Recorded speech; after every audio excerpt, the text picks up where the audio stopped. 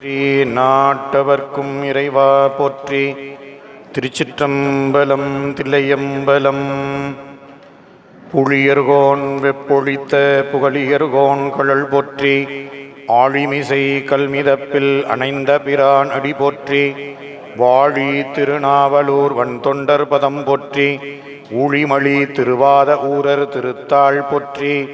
தில்லைவாழ் அந்தனரே முதலாக சீர்படைத்த தொல்லையதாம் திருத்தொண்ட தொகையடியார் பதம் போற்றி. ஒல்லையவர் புராண கதை உலகறிய விரித்துரைத்த செல்வமளி குன்றத்தூர் சேக்கிழார் அடி போற்றி. ஈராண்டில் சிவஞானம் பெற்றுயர்ந்த மெய்கண்டார் இணைத்தாள் போற்றி. நாராண்ட பல்லடியார்க்கு அருள் புரிந்த அருள் நந்தி நற்றாள் போற்றி. நீராண்ட கடந்தை நகர் மறைஞான சம்பந்தர் நிழல்தாள் போற்றி.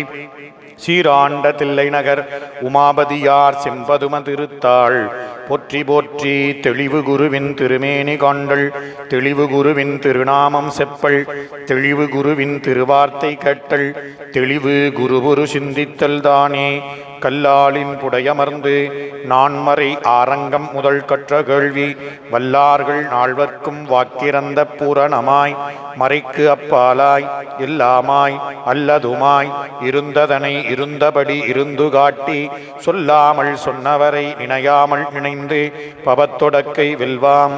கைலாய பரம்பரையில் சிவஞான போத நெறி காட்டும் வெண்ணை பயில் வாய்மை மெய்கண்டான் சந்ததிக்கு ஓர் மெய்ஞான பானுவாகி குயிலாரும் பொழில் திரு ஆவடு துறை வாழ் குரு நமச்சிவாய தேவன் சயிலாதி மரபுடையோன் திருமரபு நீடூழி தளைகமாதோ. ஆடக மதுரை அரசே போற்றி. கூடல் இலங்கு குருமணி போற்றி. அருட்குருநாதர் மலரடிகள் போற்றி போற்றி. திருச்சிற்றம்பலம். ஈர்த்து எளியனை ஆட்கொண்ட எல்லாம் வல்ல அருள் தரும் அங்கையர்கண்ணி தாயாருடன் ஆகிய அருள்மிகு சொக்கநாத பெருமானுடைய திருவடி தாமரைகளை மனமொழிமைகளாலே வணங்கி இச்சிறியனை இச்செந்நெறியிலே ஆற்றுப்படுத்தி வரக்கூடிய எந்தை பிரான் அருட்குருநாதருடைய திருவடி கமலங்களையும் ஞானாசிரிய பெருமக்குடைய திருவடி தாமரைகளையும் உள்ளமுறை உடலால் வணங்கி திருக்கைலாய பரம்பரை திருவாவடுதுறை ஆதீன குருமகா சன்னிதானங்களுடைய பொன்னார் திருவடி தாமரைகளை திசை நோக்கி தண்டனிட்டு வணங்கி தொழுது எழுந்தருள் இருக்கக்கூடிய அடியார் பெருமக்குடைய திருவடி தாமரைகளுக்கும் எளியேன் பணிவான வணக்கங்களை மனம் வாக்கு காயத்தினாலே உரித்தாக்கி மகிழ்ந்து பெருமானுடைய திருவருட்கருணையினாலும் குருவருளாலும் உடைய திருவாவடுதுறை ஆதீன சைவ திருமுறை பன்னிசை பயிற்சி மையத்தினுடைய விரிவுரை அமர்விலே இன்றைய வகுப்பில் நாம் ஜூலை மாத பாடத்திட்டங்களுக்கு இந்த 2 பதிகம் 2 திருமந்திர பாடல்களுக்குரிய விரிவுரையை சிந்திக்க இருக்கிறோம். அதில் நமக்கு முதலாவதாக அமைந்திருக்கக்கூடிய பதிகம் திருநாவுக்கரசு நாயனார் அருளி செய்த குருவருள் பதிகமாக போற்றக்கூடியது. இந்த பதிகம் எல்லாரும் அறிந்திருக்கக்கூடிய பதிகம், நம்ம நிறைய பாடக்கூடிய பதிகம்தான். திருவதிகை வீரட்டானத்தில் இறைவன் ஆட்கொண்ட பின்னர் திருநாவுக்கரசு என்று திருநாமத்தை கொடுத்தார். அப்போ அதுக்கு முன்ன திலகவதியார் திருவாளன் திருநீரு திலகவதியார் அளிப்ப பெருவாழ்வு வந்தது என்று உருவார திருநீரை அணிந்து கொண்டு பெருமானை பணிந்து தனக்கு இருக்கக்கூடிய சூளை நோய் நீங்க வேண்டும் என்று திருவதிகை பெருமானத்தில் விண்ணப்பம் செய்த பதிகம்தான் இந்த கூற்றாயினவாறு விளக்ககளீர் என்ற திருப்பதிகம். நம்ம கடந்த வகுப்புலையும் சென்ற தொகுப்புலையும் இந்த பதிகத்தை சிந்திச்சிருப்போம். இருந்தாலும் புதிய அன்பர்கள் மாணவர்களாக வந்திருக்கக்கூடியவர்களுக்கு இந்த திருநாவுக்கரசு பெருமானுடைய பதிகத்தை சிந்திப்பதற்கு முன்னர் அவருடைய குருவருள் பதிகத்தை நமக்கு பாடத்திட்டத்தில் முதலாவதாக வைத்திருக்கிறார்கள். இந்த திருநாவுக்கரசு பெருமானுடைய அருள் வரலாறு எல்லாரும் அறிந்தது. நாளும் ஒரு சுருக்கமாக அவருடைய அருள் வரலாற்றை நாம் சிந்தித்து இந்த பதிகத்துக்குள்ள போவோம். திரு ஆமூர் என்ற தலத்தில் அவதரித்தவர் நம்முடைய திருநாவுக்கரசு பெருமான். புகழனார் மாதினியார் அவருடைய பெற்றோர். அவருடைய தமக்கையார் திலகவதியார். சிறு வயதிலேயே பெற்றோரை இழந்தவர். திலகவதியார் தனக்கு மனம் பேசிய கணவர் கலிப்பகையார் போரில் வீரமரணமடைய தானும் இறந்து விடுவதற்கு துணிந்தார். அப்பொழுது தம்பியாக இருக்கக்கூடியவர் மருள் நீக்கியார், அவருக்கு பேரு. அவர் எல்லாரும் அப்பாவும் இல்லை அம்மாவும் இல்லை, நீங்களும் இல்லைன்னா இப்படின்னு அக்காவுடைய காலை பற்றி அழுகிறார். அதனால தம்பிக்காக வாழ வேண்டும் என்று திலகவதியார் முடிவெடுத்தார். ஆனால் மருள் நீக்கியார் அந்த கொல்லா நெறி என்ற ஒரு நெறியை பொய்யாக சொல்லக்கூடிய இந்த சமன் சமயத்தை குறுகினார். அது சேக்கிலார் சொல்றாரு, நம்பர் அருளாமையினால் சமன் சமயம் குறுகினார் அப்படின்னு சேக்கிலார் பெருமான் காட்டுறார். ஏங்க அவர் சமன் சமயத்துக்கு போனார் அப்படின்னா, இறைவன் திருவருள் இல்லை அதனால போயிட்டார், அவ்வளவுதான். இப்போ இறைவன் திருவருள் செய்யலை அப்படின்னு சேக்கிலார் பெருமான் காட்டுறார். அப்போ அது அங்க போய் பல ஆண்டுகள் அந்த சமண சமயத்துக்கு சென்றவர் அந்த சமயத்துக்கு தலைவராயிட்டார். தருமசேனர் அப்படின்னு சொல்லி அவருக்கு அங்க இந்த சமய தலைவராயிட்டார். இதற்கிடையில இந்த சுமார் 40 ஆண்டுகளுக்கு மேலாக திலகவதியார் திருவதிகை பெருமானிடத்துல தம்பியார் உளராக வேண்டும், அதாவது சைவ சமயத்துக்கு வர வேண்டும் என்று விண்ணப்பம் செய்தார். அப்படி விண்ணப்பம் செய்த நிலையில பெருமான் திலகவதியாருக்கு கனவில தோன்றி, உன்னுடைய தம்பி முற்பிறவியிலே என்னை அடைவதற்கு தவம் செய்திருக்கிறான், அதனால நீ வருத்தப்பட வேண்டாம், ஆட்கொள்வோம் என்று சொல்லி தருமசேனராக சமண சமயத்தில் இருக்கிறவருக்கு சூளை நோயை கொடுத்தார். சூளை நோய்னா வயிற்று வலி. வயிற்று வலினா அது கொடுமையான வயிற்று வலி. அது அப்பர் சாமியினுடைய இந்த பதிகத்திலே சொல்றாரு. அப்படிப்பட்ட அந்த கொடிய தாங்க முடியாத வயிற்று வலி, சமண சமயத்தில் இருக்கக்கூடிய மந்திரங்கள் அல்லது மருந்துகள் இவற்றையெல்லாம் முயற்சி பண்ணி பார்த்தாங்க, ஆனா நோய் தீரவில்லை. அதனால் தன்னுடைய தமக்கையார் நினைவு வருகிறது. தருமசேனராக இருக்கக்கூடியவர் உடனே தனக்கு உணவு சமைத்து கொடுக்கக்கூடிய இந்த பணியாளர்கிட்ட சொல்லி அனுப்புறாரு. அவர் சென்று திலகவதியார்கிட்ட அந்த இரவு பொழுதுல சொல்லும் பொழுது திலகவதியார் சொல்லிடுறாங்க, அவனை இங்க வர சொல்லு, நாம் அங்க வரமாட்டேன் அப்படின்னு சொல்லிடுறாங்க. உடனே இந்த செய்தியை போய் சொன்ன உடனே திருநாவுக்கரசு, அதாவது தருமசேனராக இருந்தவர் வரார். அந்த திருப்பள்ளி எழுச்சிக்குரிய காலம் வந்து திலகவதியார் திருவடிகளை விழுகிறார். அப்போ அவர் திலகவதியார் திருநீர் கொடுத்து, உள்ள இருக்கக்கூடிய அதிகை பெருமானை பணிந்தால் உன்னுடைய நோய் தீரும் என்று அருள் செய்கிறார். அப்படி திருநீற்றை பூசிக்கொண்டு திருவதிகை பெருமானிடத்துல போய் இந்த பதிகத்தை விண்ணப்பம் பண்றார்.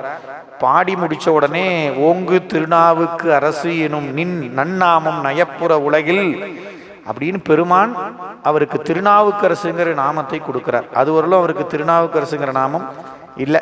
மருள் நீக்கியார் பெற்றோரிட்ட பெயர். சமண சமயத்தில் தேர்ந்து தருமசேனர் என்ற பெயர். ஆனா இறைவன் கொடுத்த பெயர் தான் என்னதுங்க, திருநாவுக்கரசு என்ற நன்னாமம். அப்படி எதுக்குங்க இந்த ஒரு பதிகத்தை கேட்ட உடனே பெருமான் பேர் கொடுத்துட்டார். அந்த பதிகம் பாருங்க, அருமையான அந்த பதிகத்தை நம்முடைய குருவருள் பதிகம். ஏன்னா இறைவன் அருளை பெறக்கூடிய, இறைவனால் ஆட்கொள்ளப்படுவது அப்படிங்கிற நிலையில் நம்முடைய பெருமக்கள் அருளிய பதிகத்தை குருவருள் பதிகம் என்று சொல்வோம். இறைவனை அடையக்கூடிய சூழல், இறைவனை அடைய வேண்டும் என்று பாடிய பதிகங்களை முத்தி பதிகம் என்று சொல்லுவோம்.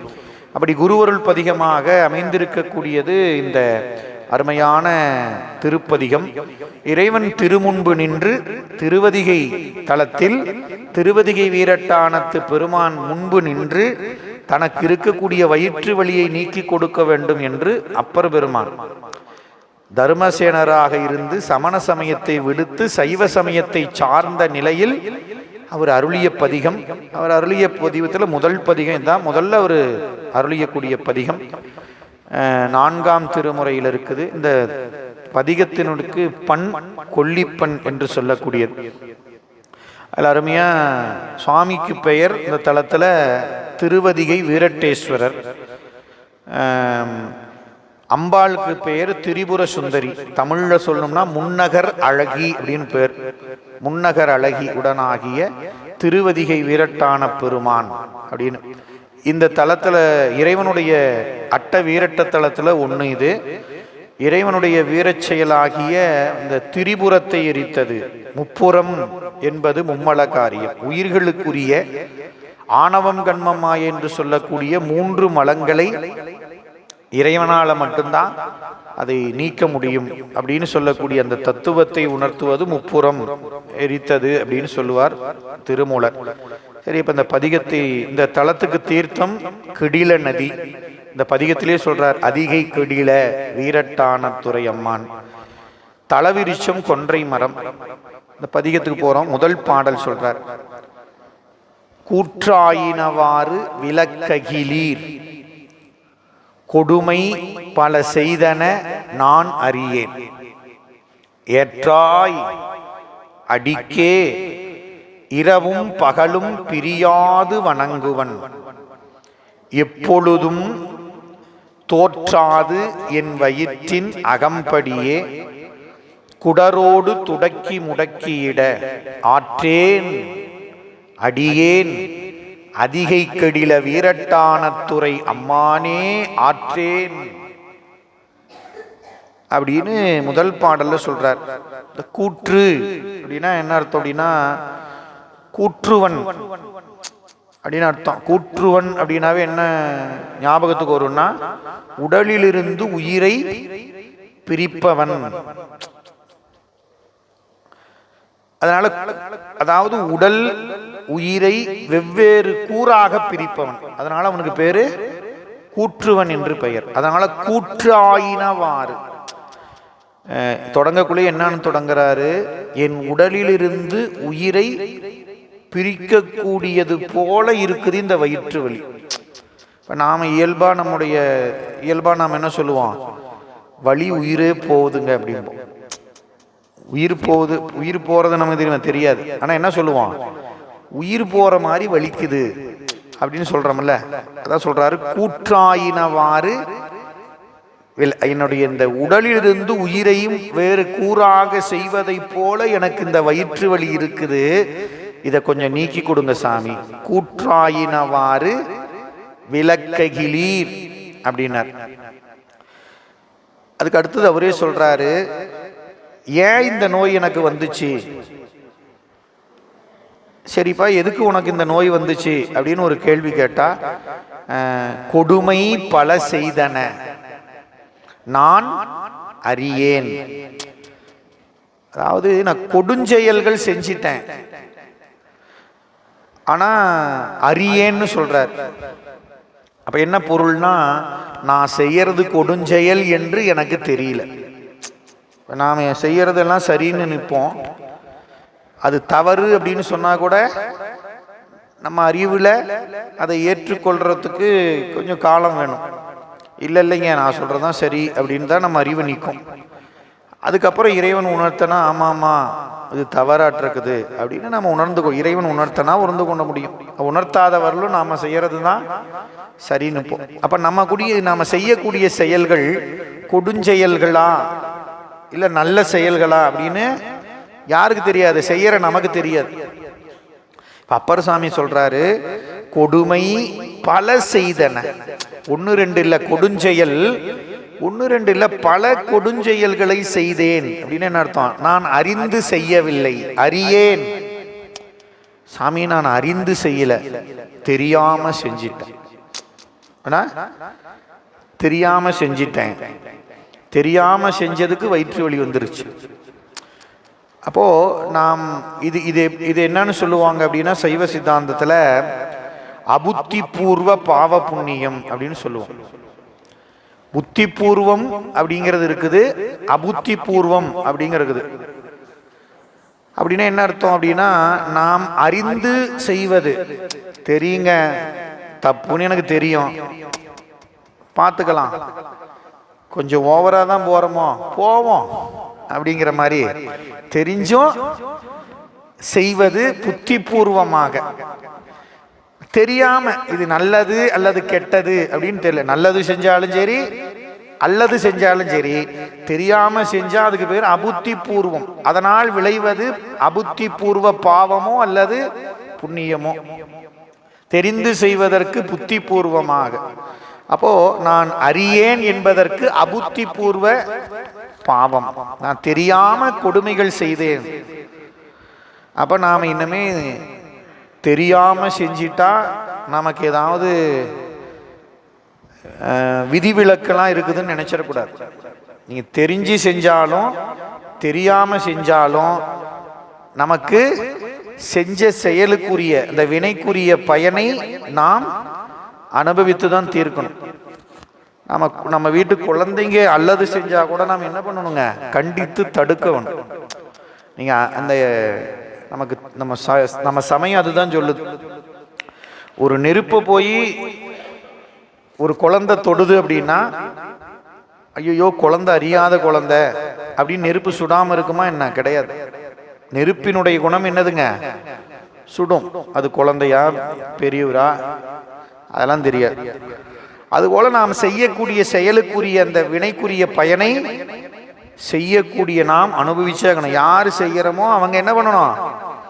ஆமா, அதை நாம் இந்த பாடலை சிந்திக்கிறப்ப நல்லா உணர்ந்துக்கணும். அதனால தெரியாம செஞ்சிட்டோம் அப்படின்னா, சாரி சார் தெரியாம செஞ்சிட்டேன் மன்னிச்சிடுங்க அப்படின்னா இங்க இருக்கிறவங்க மன்னிச்சிடுவாங்க.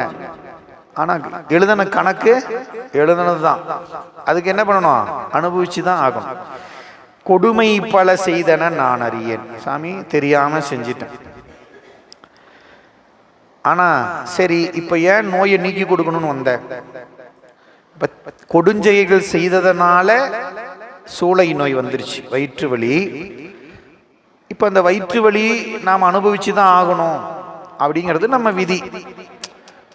இப்ப நாம செஞ்ச வினையை நாம அனுபவித்து கழித்தாகணுங்கிறது நமக்கு விதிக்கப்பட்டது. இதுக்கு வேற வழியே இல்லையா இதை நீக்கிறதுக்கு அப்படின்னா, அப்பர் சாமி கேட்கிறாரு, சரி எதுக்காக என்கிட்ட வந்து நோய் நீக்கி கொடுக்குற அப்படின்னு சாமி கேட்டாரா? கேட்டதாக நாம நினைச்சுக்கிட்டோம்னா அதுக்கு பதில் சொல்றாரு, ஏற்றாய் அடிக்கே இரவும் பகலும் பிரியாது வணங்குவன் எப்பொழுதும். ஸ்கூலுக்கு லேட்டா போனா வாத்தியார் கேட்பாரு, எதுக்கு லேட்டா வந்த? சார் சாரி சார் இன்னமே. அதுக்கு பதில் என்ன சொல்லுவான்? இன்னமே நேரமா வந்துடுறேன். அவர் என்ன கேட்டாரு? இன்னைக்கே லேட்டா வந்தாருன்னு கேள்வி கேட்டா மாணவன் என்ன சொல்லுவான்? நாளையில இருந்து கரெக்டா வந்துடுறேன். அங்கிற பேர் எல்லாங்க கண்ணை எல்லாம் முன்னாலும் வந்து உட்காருங்க.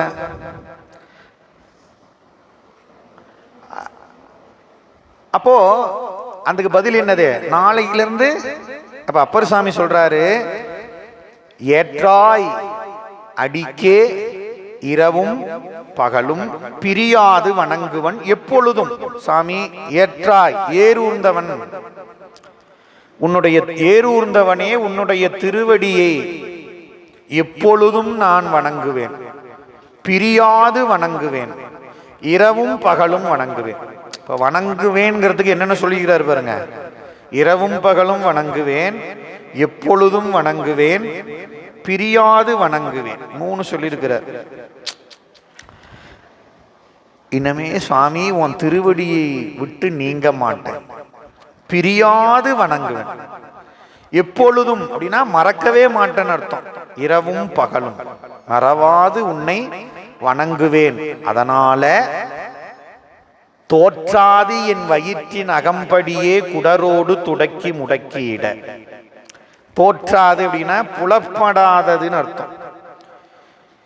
என்னுடைய வயிற்றுக்குள்ள இருக்கிற நோய் புலப்படாதவாறு இருக்குது. எனக்கு என்னன்னே தெரியல, எதுக்கு வயிறு வலிக்குதுன்னு தெரியல. டாக்டர்கிட்ட போனா எல்லா டெஸ்ட்டுமே எடுத்து பார்த்துட்டு எல்லாமே உங்களுக்கு நல்லா தான் இருக்குது, ஒண்ணுமே தொந்தரவு இல்லைன்னு தான் சொல்றாருங்க. ஆனாலும் அப்படின்னு நம்ம சொல்றோம்ல. அப்பர் சாமி சொல்றாரு, எனக்கு இந்த வயிற்று வலி புலப்படாதவாறு வண்ணம் என் வயிற்றுக்குள்ள எங்க இருக்குது வலி? இப்ப இங்க வெளியில வலிக்குது அப்படின்னா புறத்தே அப்படின்னா நாம சொல்லிடலாம், இது வலிக்குது, இந்த இடத்துல ஏதோ காயம் இருக்குது அப்படின்னு சொல்லிடலாம். ஆனா வயிற்று வலி எதனால எப்படி அப்படின்னு தெரியல. அதான் தோற்றாது புலப்படாத வண்ணம் என் வயிற்றின் அகம்படி. அகம்படினா உள்ளுக்குள்ள, அந்த நோய் என்ன பண்ணுது? என் குடரோடு துடக்கி முடக்கிட. அப்ப அந்த குடல்னு சொல்ல, நம்மளுடைய உடல் உறுப்புகள்ல குடல் என்று சொல்லக்கூடியது, அந்த அந்த வயிற்று வலி எப்படி இருக்குதுன்னு அப்பர் சாமி சொல்றாரு, குடரோடு துடக்கி முடக்கிட. ஒரு துணிய நாம துவைச்சி அந்த அந்த துணியில இருக்கக்கூடிய நீரெல்லாம் என்ன பண்ணணும்? புளியும். புளியறப்ப என்ன பண்ணுவோம்? முறுக்குவோம். அந்த மாதிரி குடலை போட்டு முறுக்கனா எப்படி இருக்கும் அப்படி நம்ம நினைச்சு பார்க்கறதுக்கு. அப்ப அப்பர் சுவாமி பாடுறாரு, என்னுடைய அந்த குடரோடு அதை என்ன பண்ணுது? துடக்கி முடக்கிட. அந்த வயிற்று வலி அவ்வளவு, அந்த அந்த நிலையை சொல்றார். வயிற்று வலி எப்படி இருக்குதுன்னு வார்த்தையில நம்ம கேட்கறப்பயே நமக்கு எப்படி இருக்குது? அந்த அந்த துன்பம் அவர் வயிற்றுக்கு அந்த அகம்படியே இருக்கக்கூடிய நோய். அதனால என் குடரை துடக்கி முடக்கும் வண்ணம் இந்த வயிற்று வலி இருக்கிறது. ஆதலால் ஆற்றேன், என்னால முடியல சாமி, ஆற்றேன் அடியேன், அடியேன் ஆற்றேன், என்னால் இந்த வயிற்று வலியை பொறுத்து கொள்ள முடியல. அதிகை கெடில வீரட்டானத்துறை அம்மானே கூற்றாயினவாறு விளக்ககலீர் அப்படின்னு முதல் பாட்டுல விண்ணப்பம் செய்கிறார் அப்பர் பெருமான். அடுத்து இரண்டாவது பாட்டு, நெஞ்சம் உமக்கே இடமாக வைத்தேன், நினையாது ஒருபோதும் இருந்தறியேன். வஞ்சம் இது ஒப்பது, இது வஞ்சம் ஒப்பது கண்டறியேன். வயிற்றோடு துடக்கி முடக்கியிட நஞ்சாகி வந்து என்னை நலிவதனை நணுகாமல் துறந்து கறந்தும் இடீர் அஞ்சேலும் எண்ணீர் அதிகை கெடில வீரட்டானத்துறை அம்மானே. அருமையா அப்பர் சுவாமி சொல்றார். முத பாட்டுல என்ன சொன்னாரு? ஏற்றாய் அடிக்கே இரவும் பகலும் பிரியாது வணங்குவன்னர். இரண்டாவது பாட்டுல என்ன சொல்றாரு? சாமி பெருமானே, நெஞ்சம், என்னுடைய நெஞ்சத்தை உமக்கே இடமாக வைத்தேன். என்ன அர்த்தம்? நீ உறையக்கூடிய இடமாக என் நெஞ்சை பண்படுத்தி வைத்திருக்கிறேன்னு அர்த்தம். இப்ப எல்லார் நெஞ்சிலையும் சிவபெருமான் இருக்கிறாரா அப்படின்னா எல்லார்ட்டும் இருக்கிறாரு. ஆனா எப்படி இருக்கிறாரு? விறகில் தீயினன் பாலில் படு நெய் போல் அப்படின்னு அதிகமாக தேவாரத்தில் சொன்னார். ஞானசம்பந்த பெருமான் சொல்றார், கல்லார் நெஞ்சில் நில்லான் ஈசன் அப்படின்னு சொல்றார். அப்ப என்ன அர்த்தம் அப்படின்னா, பெருமானை அன்போடு அவனை வணங்கி வழிபட்டு அவனுக்கு ஆட்பட்டு தொண்டு செய்யக்கூடிய அன்பர்கள் உள்ளத்தில் பெருமான் வெளிப்பட்டு தோன்றுகின்றான். அந்த உள்ளம் கோயில், பெருங்கோயில் அப்படின்னாங்க இல்லையா? அப்போ அந்த நெஞ்சத்துல இறைவனை வைக்கணும் அப்படின்னா நம்ம நெஞ்சத்தை என்ன பண்ணணும்? பண்படுத்தி வைக்கணும். நாம வசிக்கக்கூடிய வீட்டை என்ன பண்றோம்? பார்த்து பார்த்து முறையா கட்டுறோம். அப்புறம் அதை நாம பராமரிக்கிறோம், தினமும் சுத்தம் பண்ணணும். இல்லை அப்படியே இருந்துடலாமா, அப்படியே விட்டுடலாமா ஒரு மாசத்துக்கு எதுவுமே பண்ணாம நாம பாட்டுக்கு வீட்டில் வசிச்சுட்டே இருக்கிறோம், நம்ம எதுவுமே பண்ண மாட்டோம் அப்படின்னா எப்படி இருக்கும் வீடுங்க?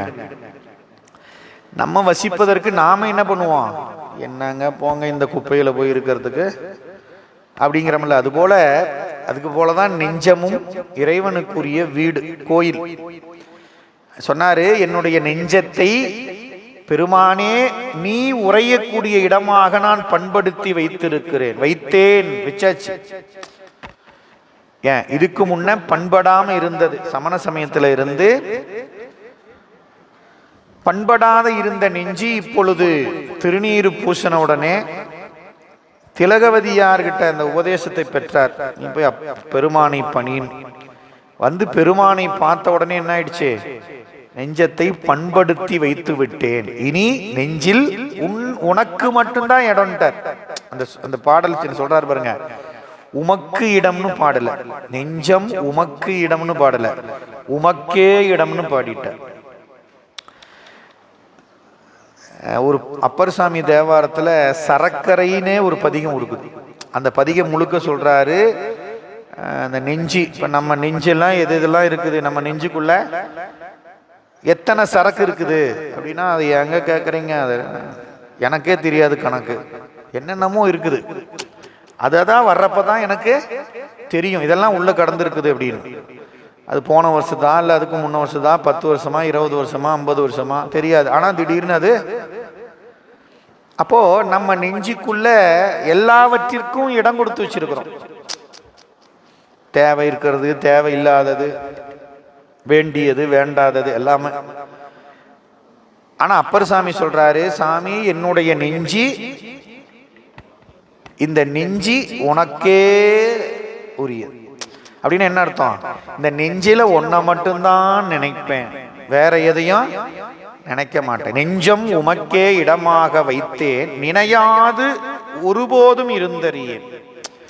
உன்னை நினைக்காம நான் ஒருபோதும் இருப்பதை அறிய மாட்டேன் அப்படின்ட்டார்.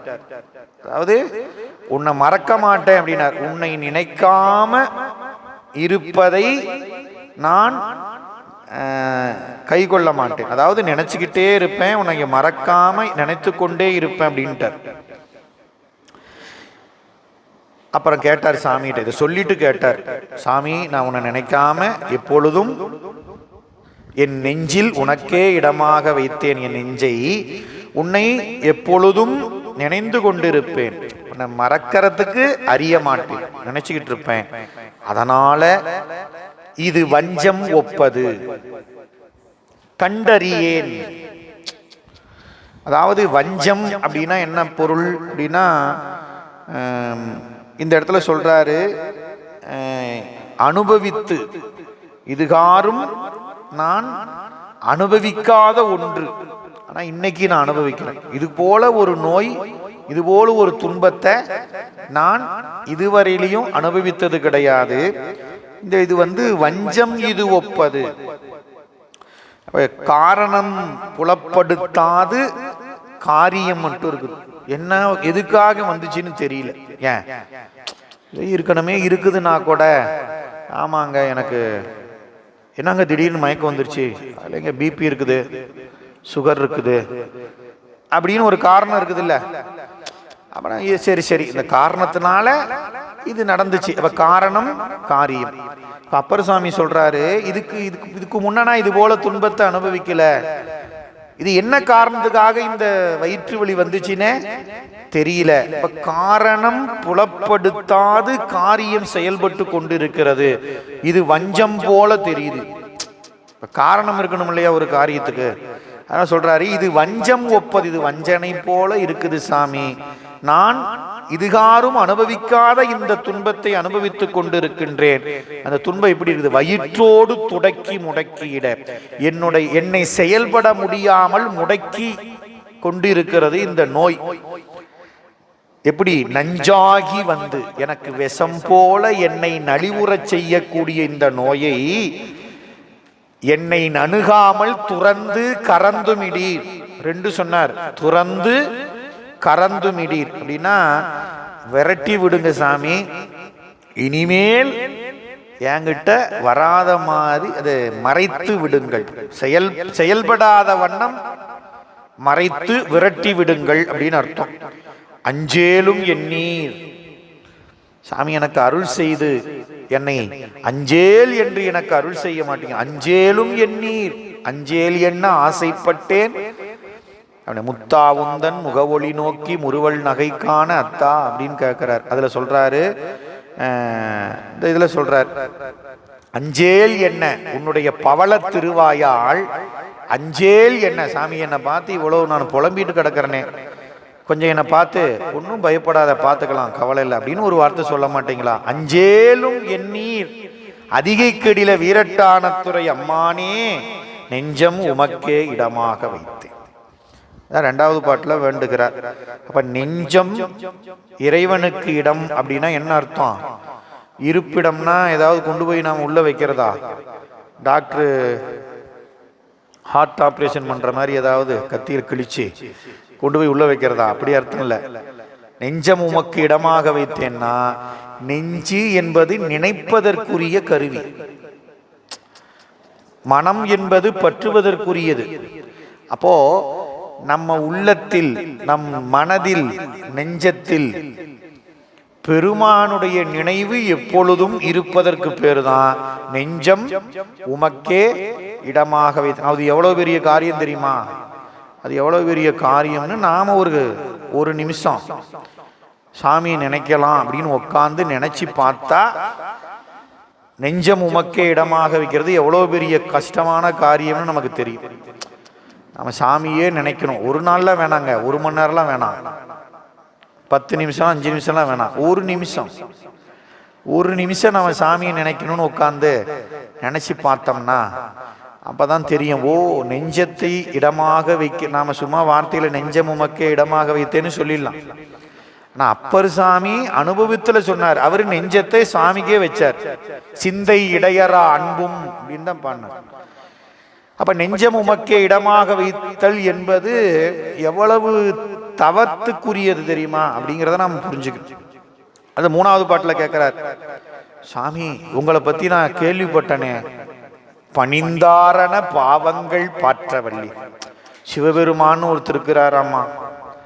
அவர் யார், என்ன பண்ணுவாரு, யாரெல்லாம் பணிகிறார்களோ அவங்க பாவத்தை எல்லாம் போக்குறவருன்னு சொல்லி கேள்விப்பட்டிருக்கிறேன். பணிந்தாரண பாவங்கள் பாற்றவல்லி படுவெண்தலையில் பழிகொண்டு உழல்வீர் துணிந்தே உமக்கு ஆட்செய்து வாழலுற்றால் சுடுகின்றது சூளை தவிர்த்தருளீர் பிணிந்தார் பொடி கொண்டு மெய் பூசவல்லீர் பெற்றம் ஏற்று உகந்தீர் சுற்றும் வெண்டலை கொண்டு அணிந்தீர் அடிகேள் அதிகை கடில வீரட்டான துறை அம்மானே.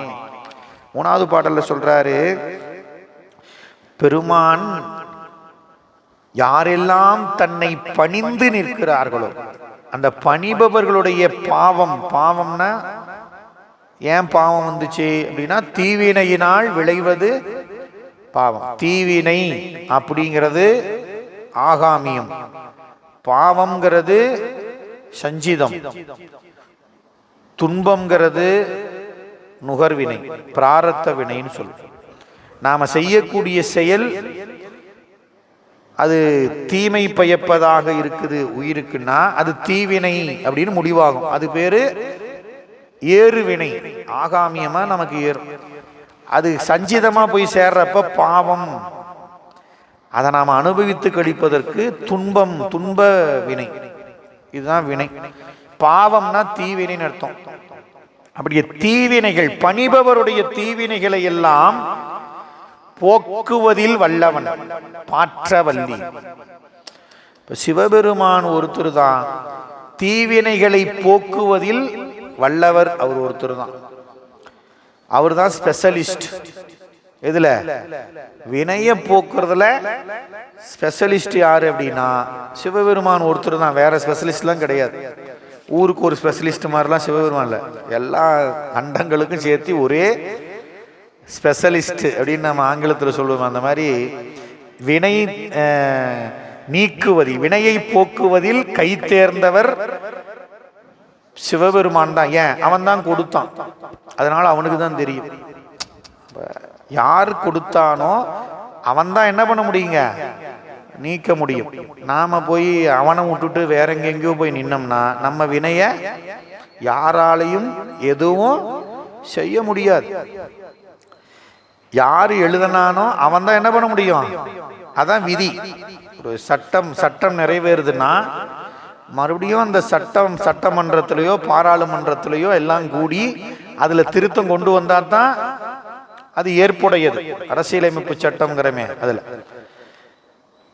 அதுபோல வினையை நமக்கு ஊட்டுபவன், அந்த வினையை போக்குபவன் சிவபெருமான். அப்ப பணிந்தாரண பாவங்கள் பாற்றவல்லி படுவெந்தலையில் பழி கொண்டுள்ளது. எப்படி இந்த திவினைகளை எல்லாம் போக்குறான்? படுவெந்தல், பட்ட வெண்தலை அப்படின்னு என்ன அர்த்தம்? சதை வற்றி போன அந்த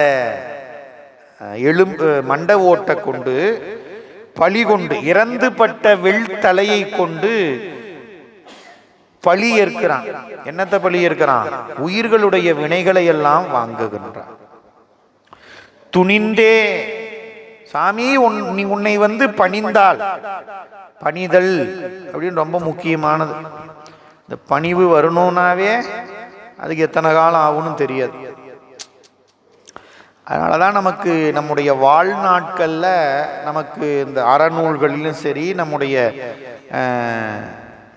இல்லற தர்மத்திலையும் சரி, இந்த குழந்தை பிராயத்திலிருந்து அதையெல்லாம் சொல்லி கொடுத்துட்டு இருந்தாங்க அந்த காலத்துல. இந்த காலத்துல இருக்குதான்னு தெரியல எனக்கு, நீங்க அவங்கவுங்க ஆராய்ச்சிக்கு விட்டுறலாம். அதை அப்போ வந்து அந்த பணிவு இருக்கு, அடக்கம், ஒழுக்கம், பண்பாடு, இதெல்லாம் சொல்லி வச்சாங்க. இங்கே பள்ளிக்கூடம் பாடம் இருக்குதோ இல்லையோ, அந்த பாடத்தோட சேர்த்து இதெல்லாம் என்ன பண்ணுவாங்க, சொல்லி கொடுப்பாங்க. அப்போ ஒரு அச்சம் இருக்கும், அடடா 9 மணிக்கெல்லாம் பள்ளிக்கூடம் போகணும்னா போகணும், இல்லைன்னா கடுமையான தண்டனை கிடைக்கும்னு ஒரு அச்சம் இருந்தது. பெற்றோரிடத்துலையும் சரி அல்லது ஆசிரியர் இடத்துலையும் சரி என்ன இருந்ததுங்க, ஒரு பணிவு இருந்தது. அப்பா சொல்லிட்டாங்க, அம்மா சொல்லிட்டாங்க அப்படின்னா என்ன இருந்துச்சு, பணிவு இருந்துச்சு. பள்ளிக்கூடம் போனால் ஒழுக்கம் இருந்துச்சு, ஆசிரியரிடத்துல அடக்கம் இருந்துச்சு, இதெல்லாம் இருந்துச்சு. அப்படியே வளர வளர வளர நம்முடைய வாழ்க்கை அந்த நிலையில் அமைந்தது. ஆனால் இன்னைக்கு பல்வேறு சூழல், பல்வேறு உரிமைகள், அது இதுன்னு பேசி என்னென்னமோ இன்னைக்கு என்ன ஆயிடுச்சு, அதெல்லாம் இருக்குதா அப்படின்னா கேள்விக்குறியாயிடுச்சு. ஆனால் நமக்கு இன்றியமையாதது என்னதுங்க, பணிவு. அப்படி நம்ம வாழக்கூடிய நாளில் அங்கங்கே பணிந்து பணிந்து பணிந்து நின்னா மட்டும்தான் நமக்கு பக்குவம் வர்ற காலத்துக்கு பெருமான் முன்னிலையும் போய் என்ன பண்ண முடியுங்க, பணிவுங்கிறது வரும். நேரடியாக சிவபெருமான்கிட்ட பணிவு வந்துருமானா வராது.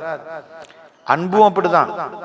நேராக சிவபெருமான்கிட்ட வந்து எனக்கு இல்லைங்க, எனக்கு யார் மேலேயும் அன்பு கிடையாது, நேராக நான் டைரெக்டாக சிவபெருமானுக்கு தான் நான் அன்பு செலுத்தினேன் அப்படின்னு யாரும் சொல்ல முடியுமா, முடியாது. இப்போ இறைவன் இதெல்லாம் வகுத்து வச்சிருக்கிறான். நமக்கு பிறவியை கொடுத்துருக்கிறான், நமக்கு தாய் தந்தையரை கொடுத்துருக்கிறான், நமக்கு ஆசிரியரை கொடுத்துருக்கிறான். எதுக்கு, நாம நம்முடைய அறிவு பக்குவப்படணும். நீங்க அனுபவங்கிறது அனுபவிச்சாதான் அனுபவம் இல்லைங்க. அவங்க நல்ல அனுபவம் இருக்குதுங்கன்னா என்ன அர்த்தம், அவர் அதில் உருண்டு பிறண்டு அடிபட்டு அதுக்கப்புறம் அவரு அப்படின்னு என்ன அர்த்தம், அவரை அனுபவிச்சிருக்கிறார். பட்டது அப்படின்னு அர்த்தம், பட்டத்தான் தெரியுங்கிறாங்கல்ல. அதுபோல இறைவனை பணிய வேண்டும் என்று சொன்னால் இந்த பணிவு சாதாரணமா வந்துருமா அப்படின்னா அதுக்கு எவ்வளவு பெரிய தவம் வேணும், இறைவனை பணியும். ஏன் நீங்க உதாரணமா எடுத்து பார்த்தீங்கன்னா தெரிஞ்சிடும். எல்லா உயிர்களும் பணிந்து நிற்குதா என்னங்க, சிவபெருமான கிடையாது. அட என்னங்க. அதனாலதான் அப்பர் சாமி திரு அங்கமாலைன்னு ஒரு பதிகம் பாடினார். அதுல சொன்னாரு, தலையே நீ வணங்காயின்னு சொன்னார். அதான் பணிவு. முதல்ல என்ன வேணும், ஆமா நம்ம பக்திக்கு என்ன முதல் அடிப்படையா வேணும்னா பணிவு தான் வேணும். அது அரண் பூசையா இருந்தாலும் சரி, அடியார் பூசையா இருந்தாலும் சரி, என்ன வேணுங்க, பணிவு வேணும். அதான் இந்த இடத்துல அப்ப பணிந்தவர்களுடைய பாவங்களை நீங்க போக்குவீங்க சாமி அப்படின்னு நான் துணிந்து, இந்த மாதிரி சிவபெருமான் ஒருத்தர் இருக்கிறாரு, அவர்கிட்ட போனா தீவினைகள்லாம் போக்கிடுவார்னு சொன்னாங்க. அதனால நான் துணிந்து வந்தேன், துணிந்தே உமக்காட்சேன். அதனால என் தீவினைகளை எல்லாம் நீ போக்குவை என்று நான் துணிந்து உமக்கு ஆட்செய்து வாழலாம் என்று வந்து சேர்ந்தேன். நான் முடிவு எடுத்துட்டேன், என்னென்ன, துணிந்து உமக்கு ஆட்செய்து வாழல் உற்றாள்.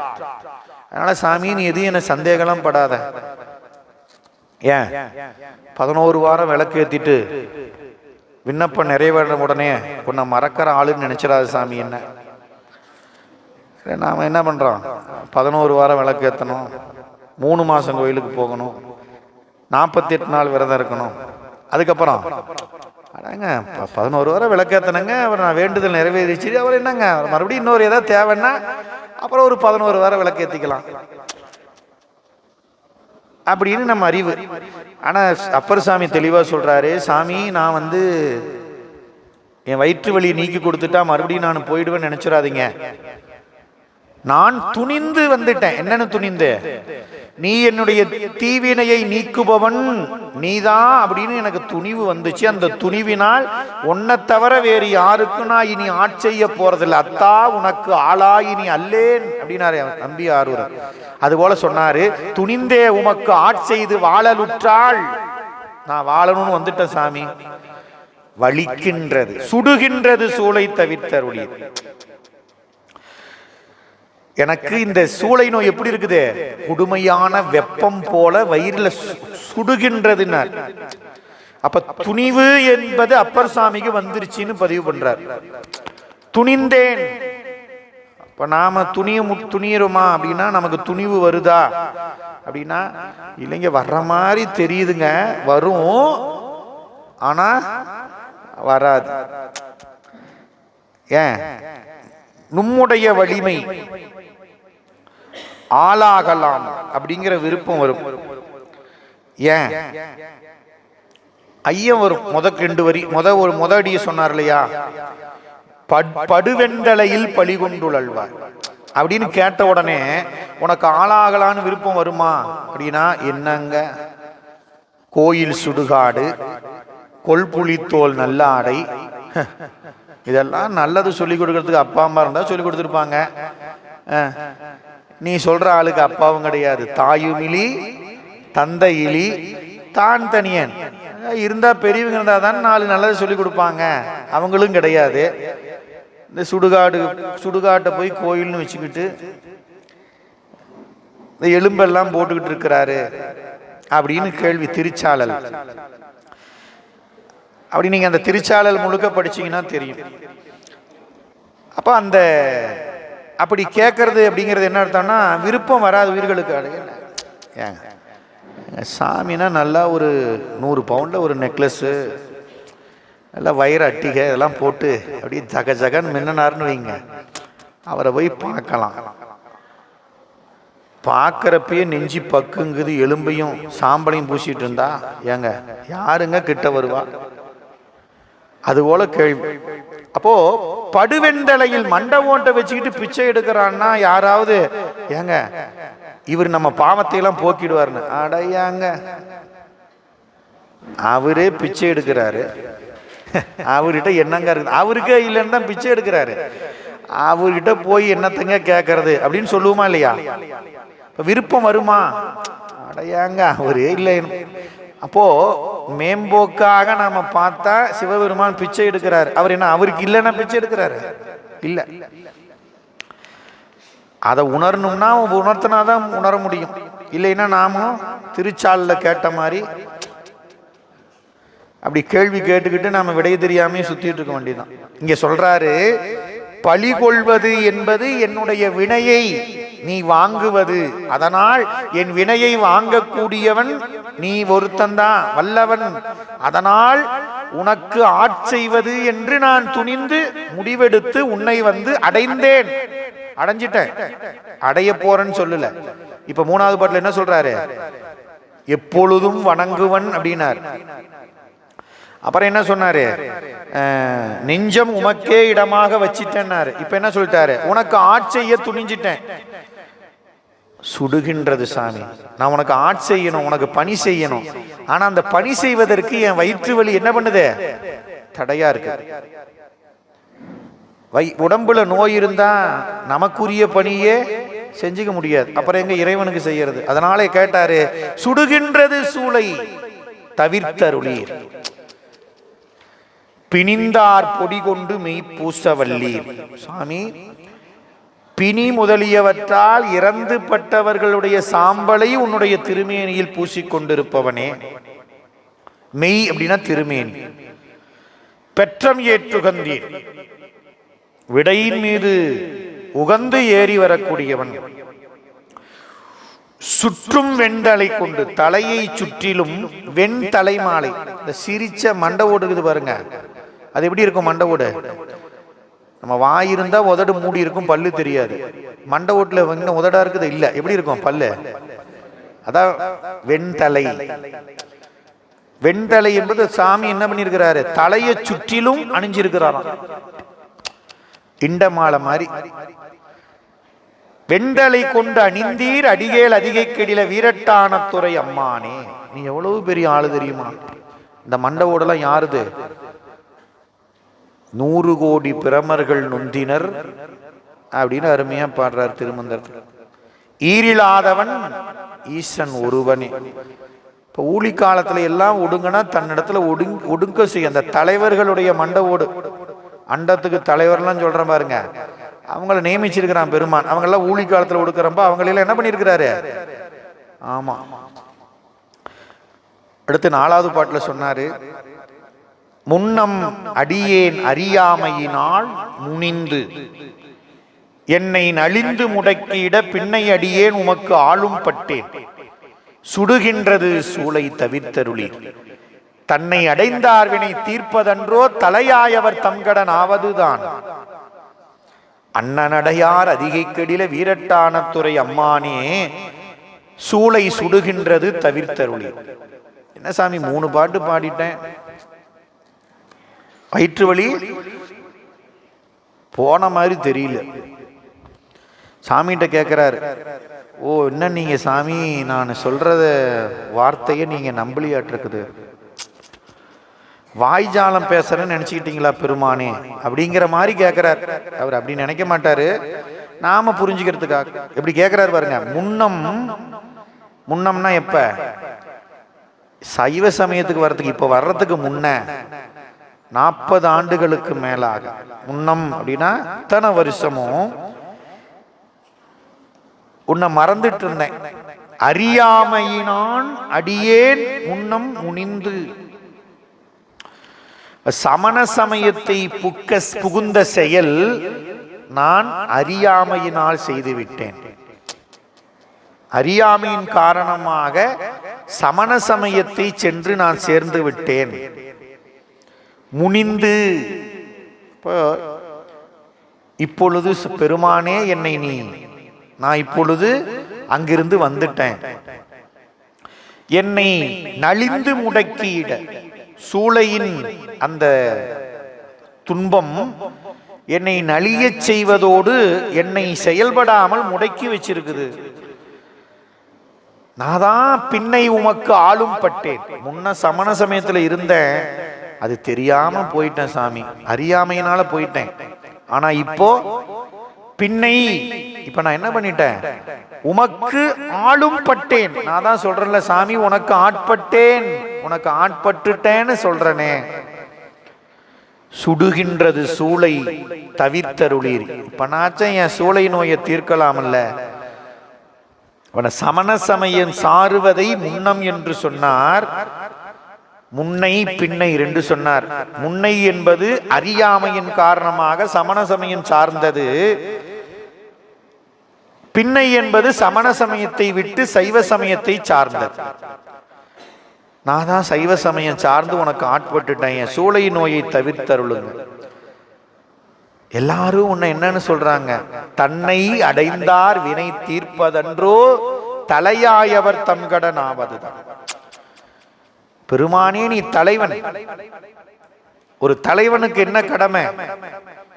யாரெல்லாம் தன்னை அடைந்து நிற்கிறார்களோ, தன்னை அடைந்தவர்களுடைய வினையை தீர்ப்பதல்லவா உனக்கு உன்னுடைய கடமை. கடன்னா கடமை.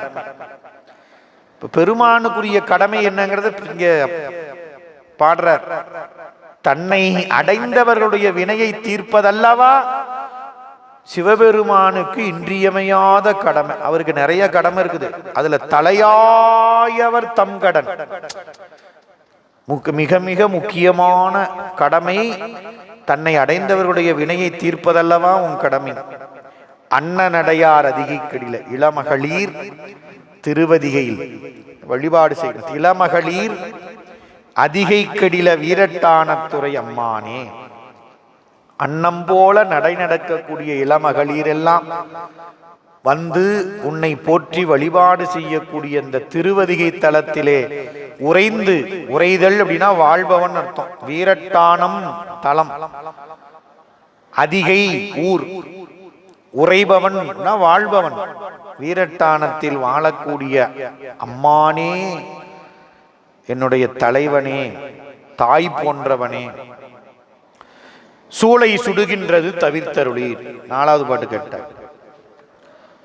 5வது பாட்டுல சொல்றார், காத்து ஆள்பவர் காவல் இகழ்ந்தமை. காத்து ஆள்பவர் காவல் இகழ்ந்தமையா கரை நின்று அவர் கண்டுகொள் என்று சொல்லி நீத்தாய கயம் புக நூக்கியிட நிலை கொள்ளும் வழித்துறை ஒன்றறியேன். வார்த்தை இது ஒப்பது கேட்டறியேன் வயிற்றோடு துடக்கி முடக்கியிட ஆர்த்தார் புனலார் அதிகை கடில வீரட்டானத்துறை அம்மானே. காத்து ஆள்பவர் திலகவதியார். எனக்காக நீ வாழணும்னு காலை பிடிச்சார் மருள் நீக்கியார். சரி, உனக்காக வாழ்றேன்னு திலகவதியார் தம்பிக்காக வாழ்றார், தனக்காக வாழ்றார். காவல் இகழ்ந்தமையார். நான் என்ன பண்ணிட்டேன், எங்க அக்கா எனக்காக வாழ்றேன்னு உயிரை போக்கிக் கொள்ளக்கூடிய முடிவை கைவிட்டு எனக்காக வாழ்ந்தாங்க. ஆனா எனக்காக வாழக்கூடிய என்னுடைய தமக்கையார் எனக்கு காவலாக இருக்கிறேன்னு சொன்னதை நான் இகழ்ந்து விட்டு சமன் சமயத்துக்கு சென்று விட்டேன். அங்க போய் சமண தலைவராகி எப்படி அங்க இருந்த நிலை சொல்றார், நீத்தாய கயம்புக நூக்கியிட. அப்ப திலகவதியாருடைய காவலை நான் பொருட்படுத்தாம சமண சமயத்துக்கு போயிட்டேன். அப்படி போனதனால என்னாச்சு, கரை நின்று அவர் கண்டுகொள் என்று சொல்லி நீத்தாய கயம்புக நூக்கியிட. அப்ப அங்க போன உடனே இந்த கரை நின்றவர்னா சமணர்கள். காத்தாள்பவர் திலகவதியார், கரை நின்றவர்னா யாரு, சமணர்கள். அங்க போய் சேர்ந்த உடனே அங்க கரை நின்றவர்கள் சமணர்கள் என்ன சொன்னாங்க, ஒரு நீர்நிலைக்கு போயிட்டு அந்த கரையில நிக்கிறவங்கள, ஏங்க இங்க இது எவ்வளோங்க ஆழம் அப்படின்னா என்ன சொல்லுவாங்க, ஆமாப்பா இங்கே இது இவ்வளோ ஆழம் இருக்குது, இங்கே போகக்கூடாது, இங்கே தான் போகணும், அங்கே குளிக்கக்கூடாது அப்படின்னு சொல்லுவாங்களா இல்லையா. அதுபோல வழிகாட்டுவாங்கன்னு நினைச்சு அவங்க கிட்ட இந்த குளத்துக்கு ஆழம் எவ்வளோங்க இருக்குது அப்படின்னு கேட்டா அவங்க என்ன சொன்னாங்க, கண்டுகொள் என்று சொல்லிட்டாங்க. அப்படின்னு என்ன அர்த்தம், நீயே பார்த்துக்கோ, நீயோ. அப்போ அவங்களுக்கு ஆழம் தெரியல அப்படின்னா அவங்க பொய் சமயம் அப்படின்னு என்ன அர்த்தம், உண்மை இல்லை. உண்மை இருந்தா தானே சொல்ல முடியும், உண்மை இல்லை. அதனால என்ன பண்ணாங்க, ஒரு குளத்து நீரை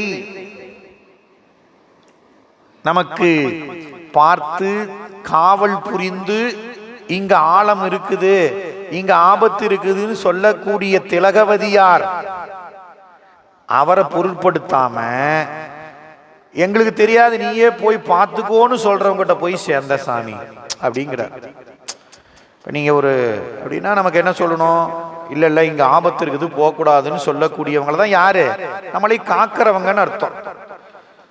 அதெல்லாம் தெரியலப்பா நீயே போய் பார்த்துக்கோ அப்படின்னா, கரை நின்று அவர் கண்டுகொள் என்று சொல்லி நீத்தாய கயம்புக நூக்கியிட. இப்ப நீந்துதல் என்று தெரியாத ஒருத்தனை ஒரு நீர்நிலையில் ஆபத்து என்று தெரிந்து காப்பாற்றக்கூடிய நிலையில் இருக்கக்கூடியவரை போல திலகவதியார் இருந்தார். அவரை பொருட்படுத்தாம என்ன போய் ஆழத்துல தள்ளி விடக்கூடிய சமணர்கள்ட்ட போய் நான் சேர்ந்தேன், போய் நீ ஆழத்தை பார்த்துக்கோ அப்படின்னு தள்ளி விட்டாங்களாம். அப்படி இருக்கிற சமணர்கள்ட்ட போய் நான் சேர்ந்து அந்த நீர்நிலையில் நான் குதித்தேன்.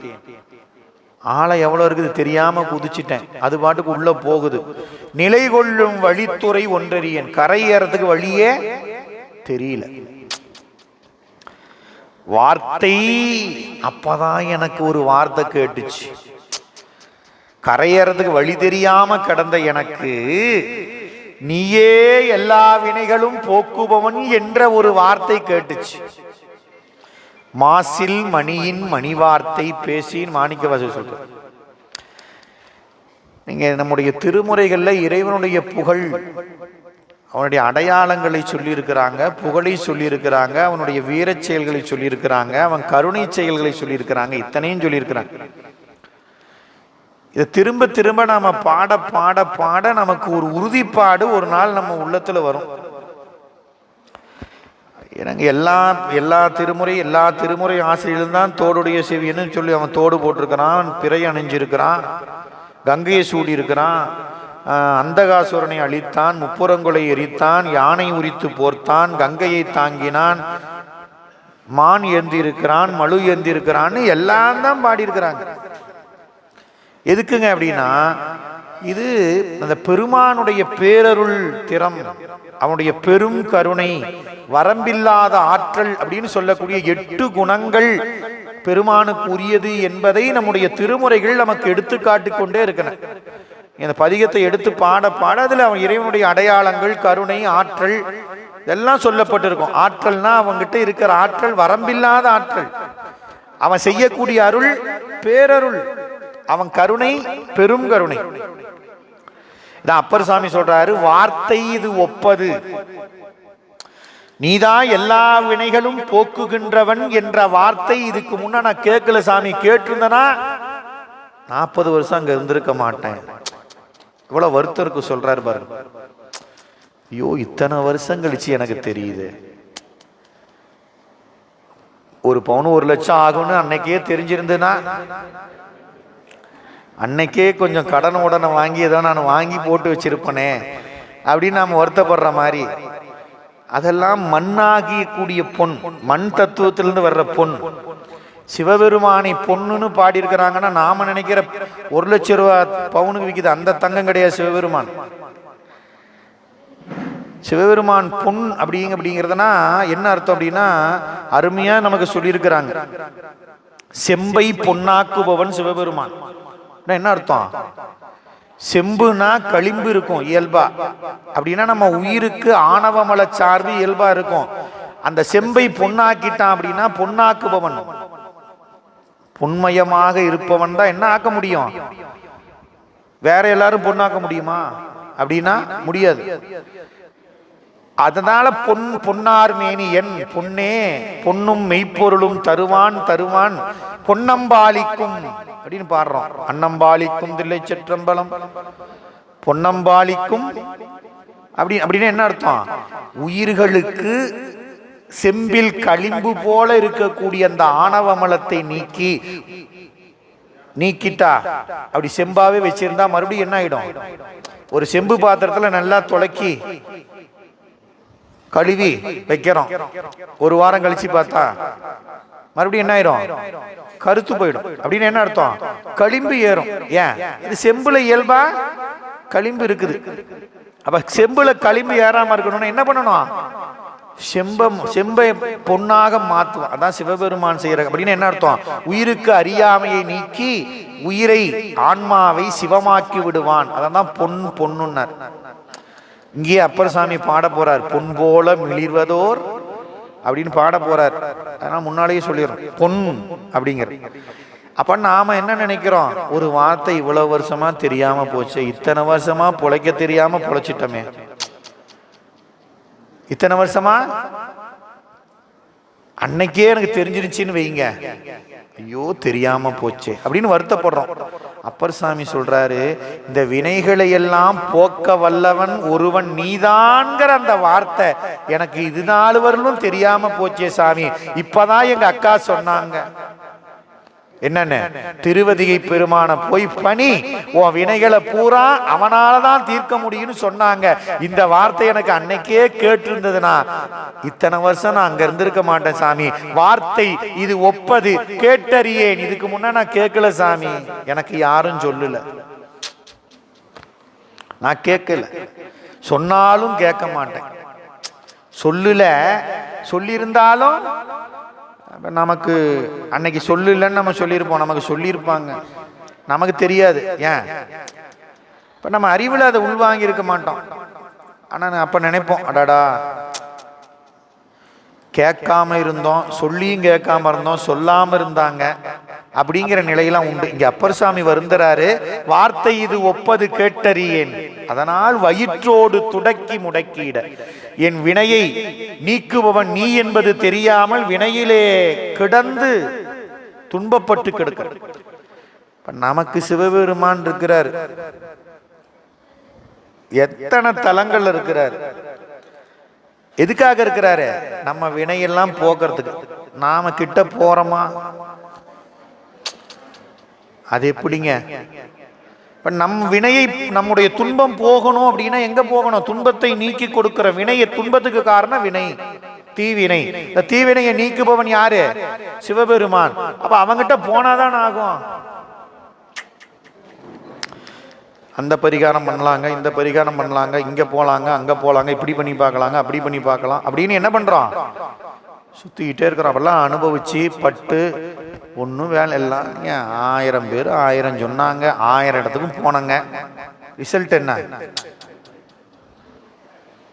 பச்சை கலர் மாத்திரை சொன்ன ஒரு டாக்டர் கொடுத்தாரு, அதையும் முழுங்கினேன். இன்னொரு டாக்டர்கிட்ட போனேன், அவர் ரோஸ் கலர் மாத்திரை கொடுத்தாரு, அதையும் முழுங்கினேன்.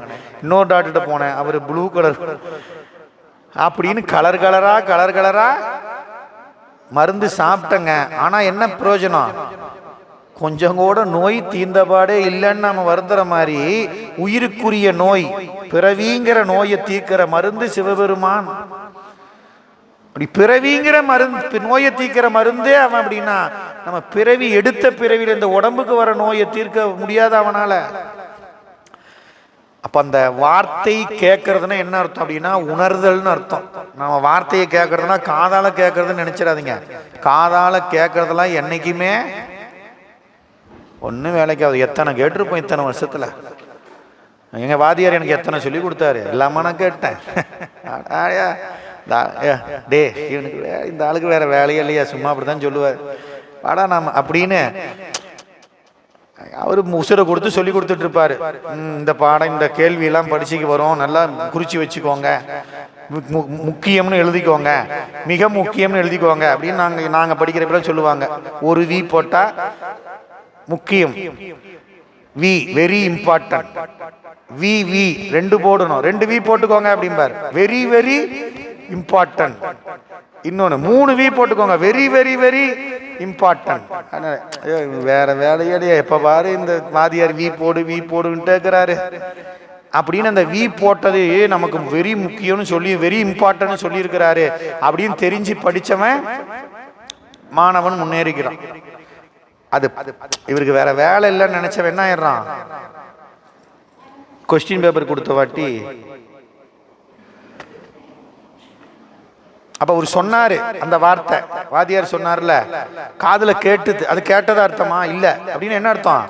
அதை கடைபிடிச்சு அதை உணர்ந்தா தான் கேட்டதுன்னு அர்த்தம் வார்த்தை. அது போல இங்க சொல்றாரு, சிவபெருமான் தீவினைகளை தீர்ப்பவன். நமக்கு எல்லாத்துக்கும் தெரியும், இப்ப எல்லாமே கேட்டோம் தானே.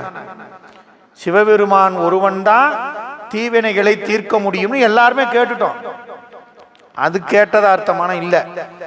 என்னைக்கு உணர்றோமோ, அட என்ன வந்து எங்க பெருமான் இருக்கிறாங்க தீர்த்துடுவான். அப்பர் சாமி வாழ்ந்து காட்டினார். அவர் வார்த்தையில பாடல. நீங்க அவருடைய இந்த வரலாற்றை பார்த்தீங்கன்னா, சமண சமயத்திலிருந்து சைவ சமயத்துக்கு வந்தவுடன் அவருக்கு அந்த சமணர்கள் செஞ்ச கொடுமையெல்லாம் அவர் வரலாற்றுல பார்த்தா தெரியும். அதுக்கெல்லாம் அவர் அஞ்சவே இல்லை. ஏன்? அவர் தான் சொல்லிட்டாரு, துணிந்தே உமக்கு ஆட்சி, சாமி நான் உனக்கு ஆளு, கெடில வீரட்ட பெருமானுடைய தமர் நாம் அஞ்சுவது யாதொன்றும் இல்லை அப்படின்னு பாடினார். எனக்கு என் பெருமான் இருக்கிறான், நீ யானை அனுப்பு, இல்ல நெருப்புல உட்கார வையு, இல்ல விஷத்தை கொடு, இல்ல கல்லுல கட்டி கடல்ல போடு, எனக்கு என்ன வந்துச்சு? எனக்கு என் பெருமான் இருக்கிறான், அவன் என்ன காப்பாத்துவான். நான் துணிஞ்சு இறங்கிட்டேன். நீ என்ன வேணாலும் பண்ணுன்னு நின்னாரு. நெருப்பு சுடுல, விஷம் உடல்ல கலக்கல, மதம் பிடிச்ச யானை வளம் வந்து வணங்கிட்டு போயிடுச்சு, கல்லு மிதந்துச்சு.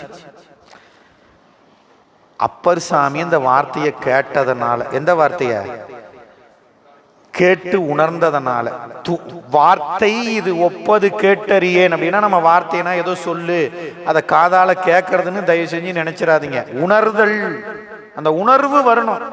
அட பார்த்துக்கலாங்க, என்ன ஆயிடுது, பார்த்துக்கலாம் விடுங்க, பெருமான் இருக்கிறான், அவன் என்ன பார்த்துக்குவாங்க அப்படின்னு அறிவு நிலையில சொல்லணும்.